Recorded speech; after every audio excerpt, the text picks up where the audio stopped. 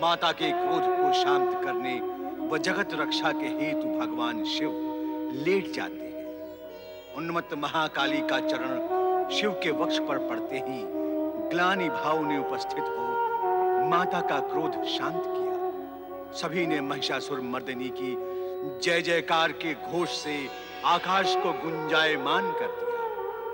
वास्तव में भगवान शिव व माता पार्वती चौसर की बिसात की तरह ही इस जगत का संचालन करते हैं और यदा कदा इसे खेलते भी रहते हैं। ऐसे ही एक दिवस कैलाश के एक एकांत स्थल पर चौसर के खेल में विजयी पार्वती के अभिमान भरे शब्दों से आहत हो शिव रुष्ट होकर चले गए। इस पर अपमान भाव से ग्रसित पार्वती भी कैलाश का त्याग कर अज्ञात ग्राम प्रदेश में चली गई और कैलाश पर नंदी भोलेनाथ की उद्विग्नता देखकर उनसे आंखें खोलने का अनुरोध करते हैं। ओम नमः शिवाय। ओम नमः शिवाय। स्वामिनी, सभी भद्रजन चले गए, किंतु एक हठीला व्यक्ति हट पर उतारू है। कहता है बहुत दूर से महानंदा के रूप और सौंदर्य की चर्चा सुनकर आया हूँ। रात्रि भर प्रतीक्षा करूंगा, किंतु भेंट अवश्य करूंगा। अद्भुत प्राणी है, इतनी हट कर रहा है तो मिलना ही पड़ेगा।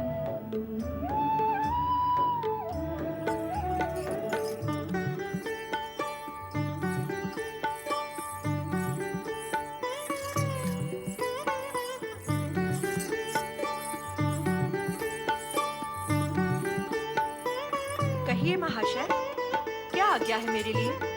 आज्ञा नहीं देवी, निवेदन है।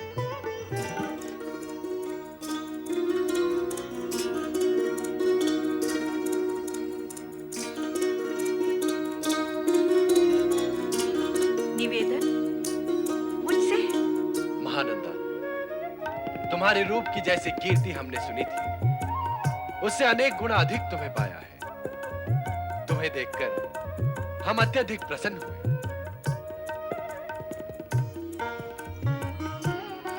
हीरे के ये 4 कंगन तुम्हें भेंट देना चाहता हूं, इन्हें स्वीकार करें।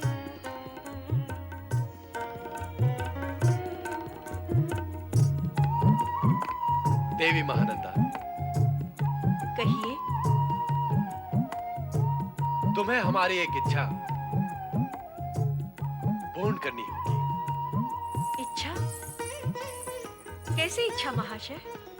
तुम्हें 3 दिनों के लिए हमारी पत्नी बनकर रहना होगा।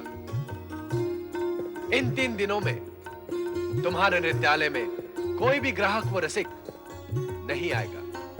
किंतु महाशय, इन 3 दिनों का पारिश्रमिक भी मैं तुम्हें दूंगा। कहो, स्वीकार है? हाँ, स्वीकार है।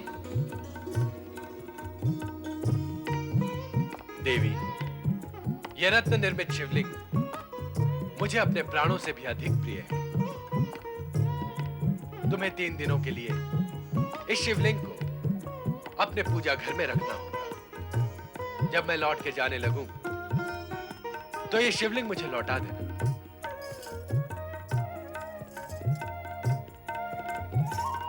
मैं भगवान शिव से प्रार्थना करूंगी कि आपको कभी भी लौटकर जाना न पड़े।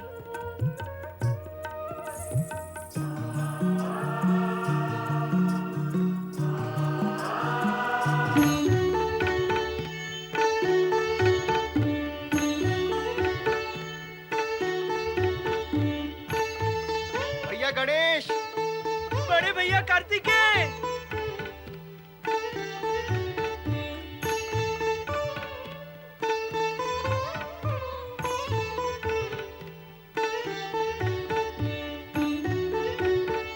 प्रणाम बड़े भैया कार्तिकेय। सदा मंगलकार्य हो। बहुत समय पश्चात मिल रहे हैं हम। हाँ भैया कार्तिकेय, आपके दर्शन से मन प्रसन्न हो गया। अब कैलाश जाकर माता पिता के दर्शन का भी लाभ हो जाएगा। मैं भी वहीं जा रहा हूँ, माता पिता के दर्शन करने। ये अच्छा संयोग रहा कि हम मार्ग में ही मिल गए। अब दोनों मिलकर चलते हैं। दोनों एक साथ माता पिता के दर्शन करेंगे। नारायण नारायण। देवर्षि नारद को प्रणाम। आप दोनों के दर्शन पाकर मैं प्रसन्न अवश्य हुआ, किंतु खेद है कैलाश पर भगवान भोलेनाथ और माता पार्वती नहीं है। मैं 2 बार उनके दर्शन के लिए गया था, किंतु मैं निराश लौट आया। देवर्षि, कहीं आप हम भाइयों के साथ विनोद तो नहीं कर रहे? ये विषय विनोद का नहीं है कुमार कार्तिकेय।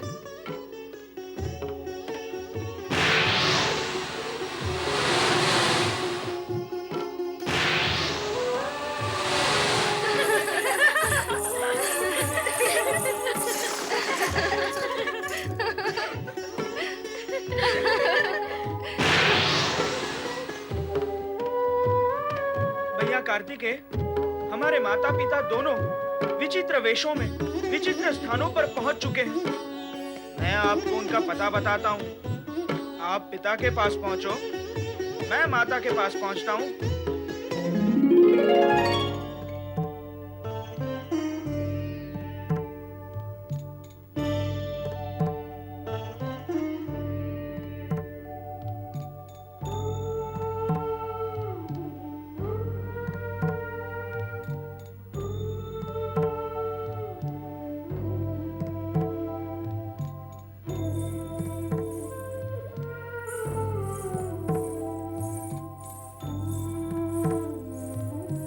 स्वामी, मैं आपकी सेवा में उपस्थित हूँ। दूध लाई हूँ, दूध पान कर लीजिए। स्वामी, आपको पा लेने के पश्चात मैं अपना सब कुछ पिछला भूल जाना चाहती हूँ। मेरा मन केवल 3 दिन के लिए आपकी पत्नी नहीं, जीवन भर के लिए आपके चरणों की दासी बनना चाहता है।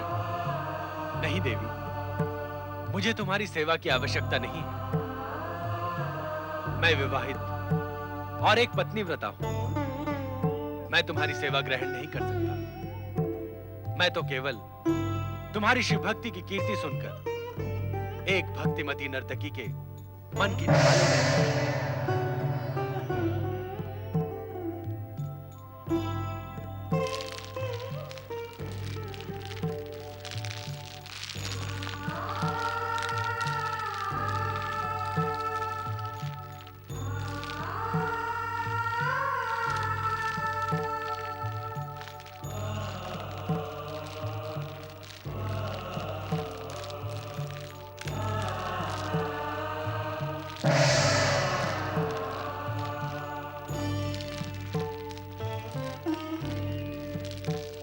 माता को पुत्र गणेश का प्रणाम।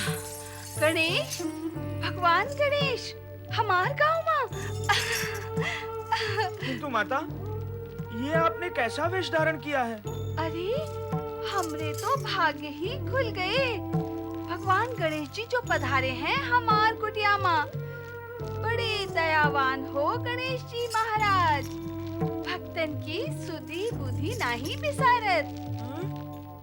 अर्थात आप मुझे पुत्र के रूप में पहचानना नहीं चाहती? पुत्र? कौन पुत्र और कौन माता? भगवान गणेश जी भगवान, का तुम हमरे संग विनोद करत हो? अरे, तुम हमरे भगवान हो और हम तुम्हार भक्तिन पर्वतिया। आओ पधारो, हम अभी सब सहेलियों को बुलाए लेते हैं। आप हमारी बस्ती में पधारे हो तो हम सब मिलकर तोहार पूजा करीब, तोहार गुण गाइब। अरे ओ चंपा, कनेरी, सुमेरी, सोनेरी, आवा हो आवा, आवा आवा। अरे, हमार तो भाग्य खुल गए हो। आवा आवा। गणेश जी पधारे हैं हमार बस्ती में, इनकी पूजा करिबे। जय गणेश जी, जय गणेश जी, जय गणेश जी। पार्वती, प्रणाम नानी माँ। आयुष्मान भव। हमसे भी पहले पहुंच गए गणेश। हमें तो ये स्थान ढूंढने में समय लगा। फिर भी हम यहाँ पहुँच तो गए, परंतु यहाँ पहुँचने का लाभ हो नहीं रहा है नानी जी। कारण कि माता जी बदल गई हैं। वो किसी को भी नहीं पहचानती। पुत्री पार्वती, प्रणाम महारानी जी। हम पार्वती नहीं, पर्वतिया हैं, पर्वतिया। आपको पहचानवा में भूल भई है महारानी जी। गणेश भैया, गणेश भैया, मैं जो कुछ भी देख कर आ रहा हूँ वो तुम्हें बता नहीं सकता, और वो देखने के पश्चात भी मुझे अपनी आंखों पर विश्वास नहीं हो रहा। भैया कार्तिकेय, अब जो कुछ भी देखकर आ रहे हो वो मैं पहले ही देख चुका हूँ। नारायण नारायण। कुमार कार्तिकेय, श्री गणेश आप? देवऋषि, एक गंभीर विषय में हम आपसे विचार विमर्श करना चाहते हैं। आइए। अरे आज हमार घर द्वार माँ महारानी आई हैं। इनका स्वागत होवे का चाहिए। पधारे महारानी पधारे, हमार कुटिया माँ पधारे।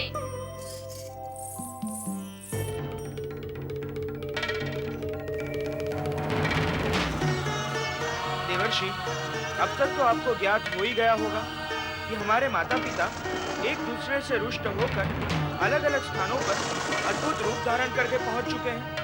नारायण नारायण। ज्ञात तो हो ही चुका है गणपति महाराज, लेकिन विषय आश्चर्य का है कि अभी तक आपकी समझ में शिव लीला का रहस्य नहीं आया। तो वो रहस्य क्या है देवर्षि? उस रहस्य को स्पष्ट करने के लिए ही तो हमें आपके परामर्श की आवश्यकता है। मेरे परामर्श की? हाँ देवर्षि। वो भी आपको? नारायण नारायण। गणपति महाराज, आप तो स्वयं बुद्धि के निधान हैं। भला मैं आपको क्या परामर्श दे सकता हूँ? भैया गणेश, मैं स्वयं अपनी आंखों से उस नर्तकी महानंदा की दृष्टता देखकर आ रहा हूँ। वो पिता शिव शंकर को मोहित करने की चेष्टा कर रही थी। ये सब देखकर मैंने स्वयं पर संयम रखा, अन्यथा। भैया कार्तिकेय, ऐसी विषम स्थिति में क्रोध से नहीं, चतुराई से कार्य करना पड़ता है। ऐसे समय में भी आपने संयम रखकर उचित ही किया है।